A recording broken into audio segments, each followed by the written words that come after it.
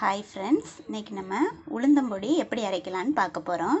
அதுக்கு நான் ஒரு டம்ளர் உளுந்து எடுத்து வச்சுருக்கேன், ஒரு கைப்பிடி கருவேப்பிலை எடுத்து வச்சுருக்கேன், காரத்துக்கு தேவையான அளவு வத்தல், தேவையான அளவு உப்பு எடுத்து வச்சுருக்கேன். இதை நம்ம நல்லா பொன்னிறமாக வறுத்துக்கிட போகிறோம்.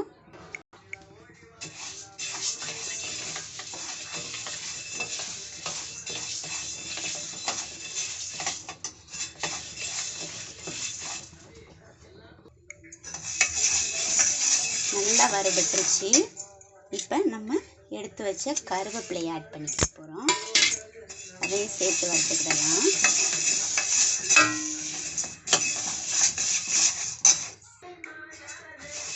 கருவேப்பிலையை சேர்த்துக்கிட்டோம். அதோட காரத்துக்கு தேவையான அளவு வத்தல் சேர்த்துக்கலாம். நான் 5 சேர்த்துருக்கேன். உங்களுக்கு எவ்வளோ தேவையோ அதை சேர்த்துக்கோங்க. தேவையான அளவு உப்பு சேர்த்துக்கலாம். நீங்கள் எவ்வளோ போடுறீங்களோ அந்த அளவுக்கு எவ்வளோ தேவையோ அந்த அளவு உப்பு போடுங்க. இதை எல்லாம் சேர்த்து நல்லா வறுத்து எடுத்துக்கிடலாம். நல்லா வறுத்து எடுத்தாச்சு. இப்போ இதை ஆறையும் நம்ம அரைச்சி எடுத்துக்கிடலாம்.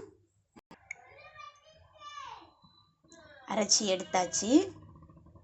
நல்லா சூப்பராகவே இருக்குது. இதில் நம்ம தோசைக்கு, இட்லிக்கு தொட்டு சாப்பிட்டுக்கலாம். எண்ணெய் ஊற்றி தொட்டு சாப்பிட்டுக்கலாம். நமக்கான சுவையான இட்லி பொடி ரெடி.